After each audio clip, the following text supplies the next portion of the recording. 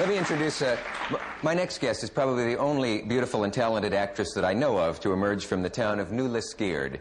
Will you please welcome a very good friend of Groucho's, Miss Erin Fleming.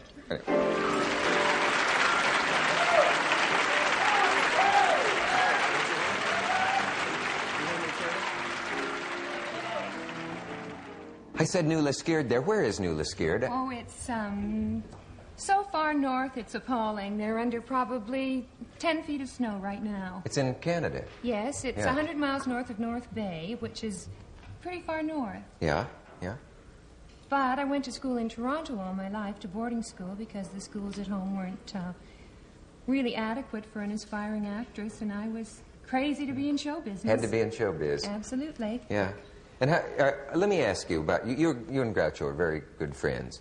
I'm Groucho's secretary. That's right. Now let me ask you this. This is the euphemism of the year.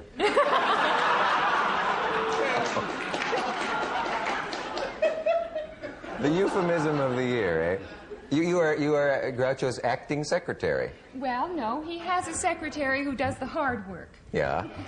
I just answered the fan mail. He made a mistake before. He said they get 100 letters a week. They get 100 letters a day.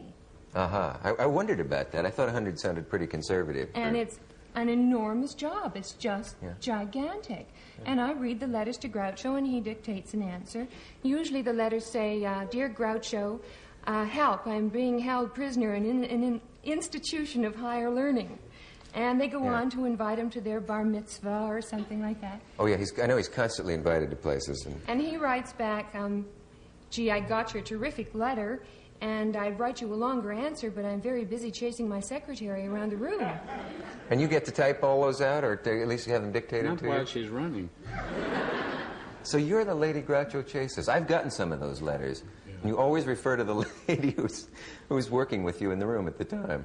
I think it's wonderful. You know, I once... Go on and tell them about yourself. Oh.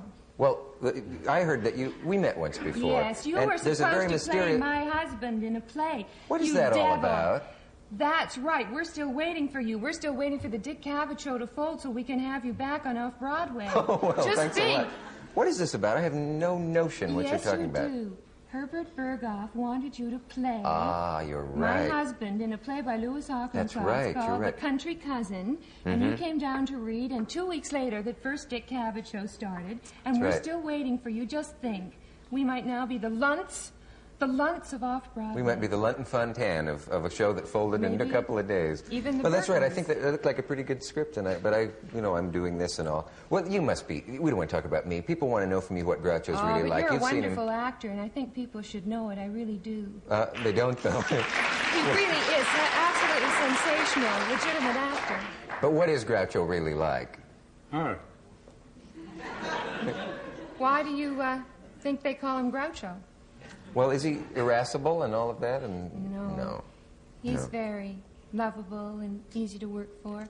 I've had a lot of jobs before. I'm really an actress. Yeah. But when I first started Off-Broadway, in the Pinter plays, which was a big hit, Off-Broadway minimum was $45 a week. We took home $37 in change. Scandalous. That's more than I'm paying. Well, tell me, last night you were telling, I don't know if you remember your first conversation together where you and Erin first met? Yes. Yeah? The first thing she said to me, if you have any notion that I would marry you, forget it. And I said the same thing to her. Yeah. And we've been very close friends ever since. Marriage, you're not looking for a third go-round? No, I certainly am not. Yeah. I have paid 3 alimonies, and that's it. 3, that's right. 3 is enough. Magic number. It's no fun being married more than 2 years. Yeah. That's terrible. That's why all the men always keep chasing women. Yeah. They don't chase their wives, they chase other women, younger ones. Do you agree with that a man should not marry ever? Or do you just think that some men shouldn't marry? Well, I'm not too eager to get married. I've been married, and, I don't know. It's not what it's right cracked now. up to be. No, it isn't. Yeah. Not for some people. No. But you have lovely children? I have children who loathe me.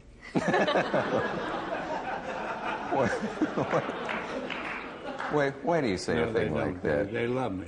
Yeah. Of course, it's getting near Christmas now. True. How did you get into secretarial work to support yourself as an actress? Yeah, I mean, in Canada, for instance, they have the Canada Council for the Arts. In England, they have government subsidy. In this country, they don't. The actors subsidize the theater.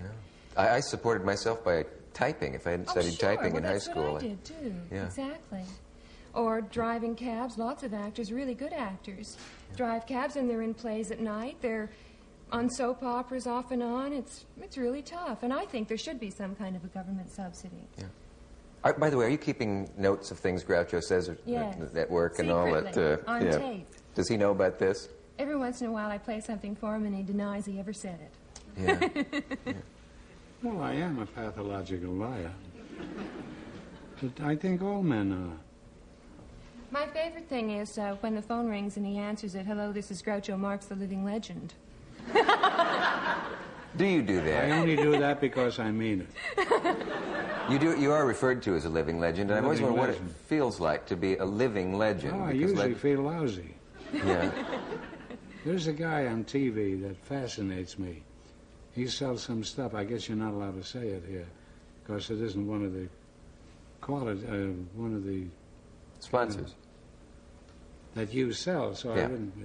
But he appears, and he has two glasses, and he puts two little pills in one, Yeah. and then he puts something in the other one. He usually drives a big truck, too. Mm-hmm. But he's got a terrible headache when he arrives, and he's mixing these different things, and then he takes a glass of this, drinks it, and he drives in the truck. You never saw a fellow drive as wonderfully as he does. And it's just from those two little things, which I don't want to identify. Uh-huh. Because the government's going to stop all this, you know. This You is suspect true. this? You suspect this? No, this is true. I understand that all stuff that they sell over the counter in drugstores is going to be stopped by the government. Not all stuff, I don't think. But there is an investigation. Many things yeah, that are in going to be certain stopped, and that's drug wonderful. practices. And That's this right. fellow drives a truck, and he's going to be one. He's going to have to say, I don't want to say it because it might hurt somebody's living. Mm-hmm. But I never saw a fellow as sick as he is. And instantly he's cured. And drives like a demon. And drives that truck. You never saw a man drive a truck. You're very up on this man. Let us take I this. always wait for him every night he's on. You like him? Around 11 o'clock. Yeah. Would you like to meet the man? Terrible. Yes. Is he here? No. I just thought maybe. I want her to tell you about Mayor Lindsay. About Mayor Lindsay? Yeah. Oh, that's not so interesting. Oh, yeah? Well, can we do it after this message from our local stations? Otherwise, it's maybe the man in the track.